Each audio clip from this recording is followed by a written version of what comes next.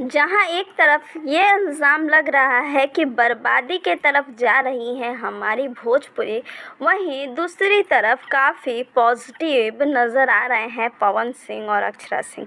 मैं ऐसा क्यों कह रही हूँ, वीडियो को अंत तक देखेंगे तो आप खुद ब खुद समझ पाएंगे। सबसे पहले तो वीडियो को लाइक कर दे और चैनल को सब्सक्राइब करना बिल्कुल भी ना भूलें। पवन सिंह और अक्षरा सिंह भले ही आज अलग हो गए हैं, लेकिन जब भी ये लाइव आते हैं तो इनकी एक बात काफ़ी सिमिलर होती है कि हमें अपने भोजपुरी को आगे बढ़ाना है और उसके लिए हमें बहुत कुछ करना होगा।